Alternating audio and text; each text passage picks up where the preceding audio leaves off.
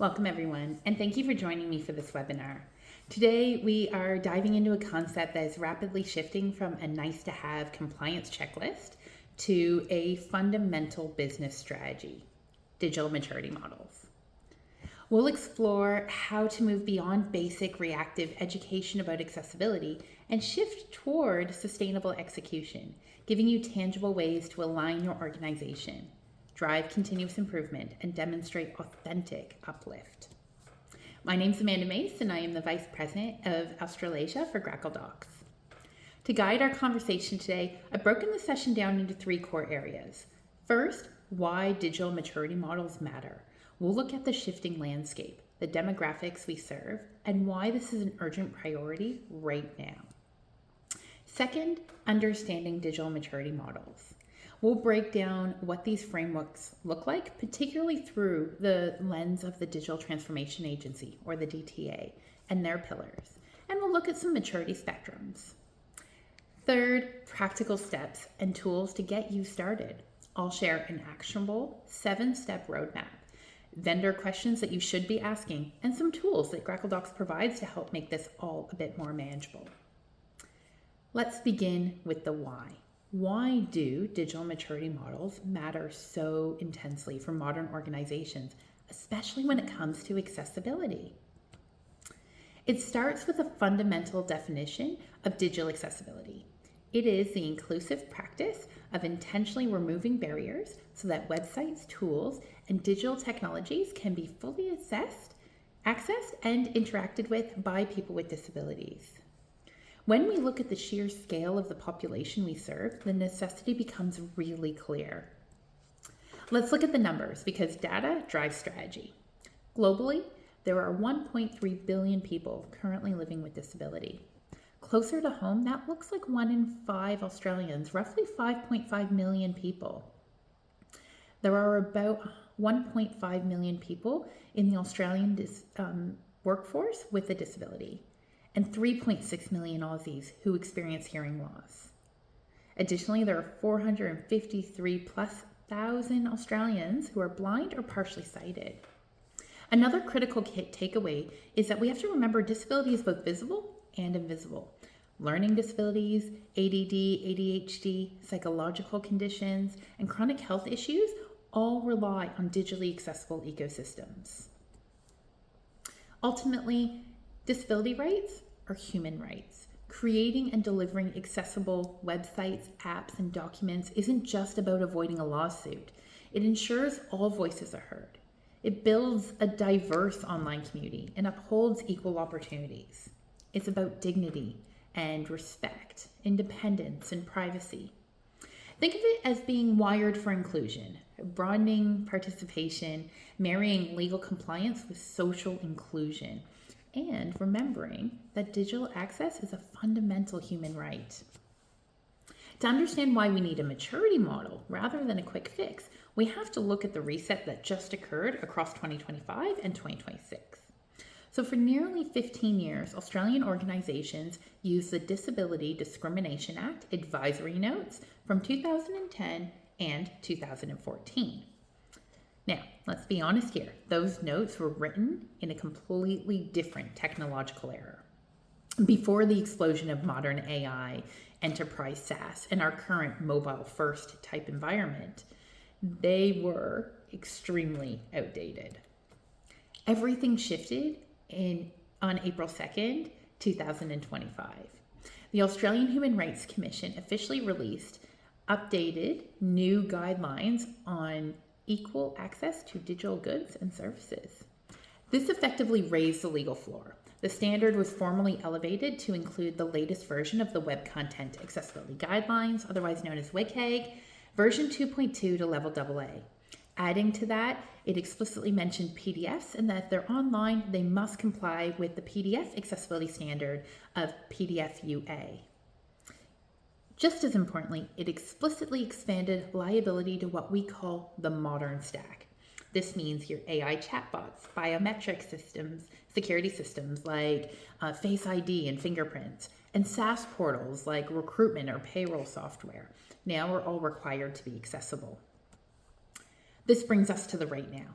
So as of January 1, 2026, the Digital Inclusion Standard became strictly mandatory for all existing public-facing digital services in Australia. For state entities across health, education, and transport, you operate under a positive duty framework under the DDA. This means that you must actively prevent discrimination, not just react to complaints. One of the hard realities for procurement officers is that if a state department buys a third-party software that's inaccessible, the state is liable, not the vendor. Saying that we didn't know or the vendor promised that it was fine is no longer a valid defense. Now that we understand the heightened legal stakes, the human impact, how do we systematically address it? Well, we do it by understanding and adopting digital maturity models. Let's look how frameworks like the DTA structure this sort of evolution. So the DTA uses 3 critical pillars to help agencies measure, benchmark, and track digital capabilities. The first pillar is around strategy and leadership. So this looks at your long-term planning and funding and how effectively leadership drives digital change from the top down. Pillar 2 is people and process. This evaluates how you govern projects, how you upskill your workforce, and ensures that project delivery is centered around actual user needs. The third pillar is all about your infrastructure, your architecture, your data foundation. So technology and systems allows you to deliver modern services securely and ultimately accessibly. To measure where you stand on those, we can look at this maturity spectrum. So where does your organization sit? Level 1 is inactive or reactive. This one is high risk. It relies on a fix it when someone complains type approach. Level 2 is launch. So this is awareness is built, policies exist, but execution lacks. Maybe it's just a bit patchy across departments or areas. Level 3 is integrate. So that standardized accessibility procedures are fully documented and an overall corporate approach is defined. Level 4 is optimized. This is the goal. Accessibility as a cultural norm. It's embedded into the design phase, a shift left approach with continuous monitoring. Progression doesn't happen overnight. It requires deliberate action.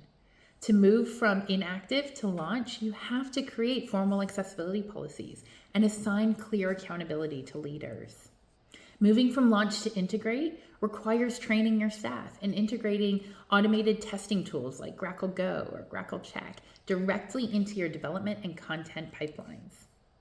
Finally, to achieve an optimized state, you complement automation testing with expert manual testing, with usability testing, including people with disabilities, embedding it natively into every role. The DTA's Digital Inclusion Standard defines 5 criteria for inclusive digital services. So the first criteria is all about inclusive design, embracing broad diversity. So meeting the varied needs and perspectives of a wide range of users. Criterion 2, motivation acting as a driving force for users to overcome digital barriers. So when users engage digitally, you have to make sure that their experience is as easy and as enjoyable as possible to help keep them engaged. 3 is about creating an environment where users feel safe and foster trust and participation for that more inclusive digital community. Criterion 4 is about make it accessible. So accessibility and accessible digital design make sure that everyone can engage with the digital services and content. And finally, 5, enhancing digital experiences by providing flexibility and choice. Users should be able to tailor their interactions to their individual preferences or needs. And when you're mapping your maturity model, you should make sure that it aligns with these 5 core criteria. We must embrace diversity, motivate digital use across all demographics, protect the user, ensure it is fundamentally accessible, and provide flexibility and choice in how our users interact with our systems. A mature digital ecosystem recognizes that accessibility isn't just about raw HTML text on a web page. Look at this list. videos, mobile apps, online documents, charts, third-party SaaS, biometric workflows, online exams, social media posts, learning management systems. If your maturity model only accounts for your main homepage, you are leaving an enormous footprint of legal and user experience risk completely unmanaged. To achieve a tangible uplift in your maturity score, your mindset must shift from compliance to culture, from requirement to capability. While meeting WCAG 2.2 to level AA criteria represents your mandatory legal floor, true digital maturity incorporates co-design. This means actively bringing in people with lived experience of disability into your testing and design phases from day one. This brings us to our final section, taking action. I love this quote. Do the best you can until you know better. Then, when you know better, do better. We now know better. The 2026 mandates are clear. Let's talk about the small practical steps that can make a big difference in doing better. Before we build, we must know what breaks. You can't fix what you don't measure. These are the most common gaps we see in digital ecosystems today.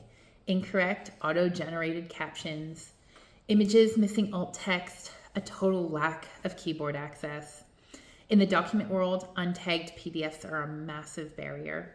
Culturally, we see gaps like excluding accessibility from procurement processes, leading to the purchase of inaccessible third-party software and locked-in contracts that cause problems. Remember, you're liable for what you buy. Here are the 5 questions for your procurement teams and what you should be armed with right now. Question 1. Does your AI chatbot interface meet WCAG version 2.2 to level AA natively? Question 2. Can your platform be navigated using the keyboard only? Question 3. Do biometric login requirements have an accessible alternative? Question 4. Can you provide a current and verified accessibility report and/or roadmap? Is your technical support documentation provided in an accessible format like a tagged PDF? If your vendors are hesitating on these questions, on any of them, your risk profile increases. So what do we do next? Well, we follow this 7-step roadmap. Start with establish awareness. Then audit your current state.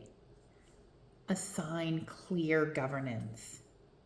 Then upskill your teams and embed accessibility early into your delivery pipelines. This is that shift left mentality. Saves time and money. Finally, continuously measure, monitor, and optimize your ecosystem. If you face internal resistance, change the focus. Accessibility is not an administrative burden. It is an innovation opportunity. Remind your teams that digital accessibility does not require an IT degree. It requires empathy and an intentional process. It's a marathon, not a sprint. Celebrate the steady progression up the maturity model. And this is where tools and resources come in to make the marathon more manageable. Finding and utilizing digital accessibility solutions helps teams to find and fix things in real time. GrackleDocs, for example, on the software side, we have tools like Grackle PDF, Workspace, Office, and Stream, alongside automated ecosystem checks via Grackle Scan, Go, and Check. But software is only part of the process and part of the maturity. Remember, people and process? That means training, manual remediation, consulting, and audits. You can find additional resources. We have specialized blog articles on our site and our full library of video tutorials on the GrackleDocs YouTube channel as well. As we wrap up, let's remember 3 key takeaways. Standards are elevating, which means teams need upskilling, and procurement needs updating to be able to start utilizing maturity models. Creating accessible content across your entire digital ecosystem is fundamentally the right thing to do. With the right workflows, cultural shift, and education, achieving digital accessibility is entirely within your reach. If you'd like to reach out directly after today's session, my email is amace@GrackleDocs.com, or you can contact our general team at info@GrackleDocs.com. Thank you so much for today.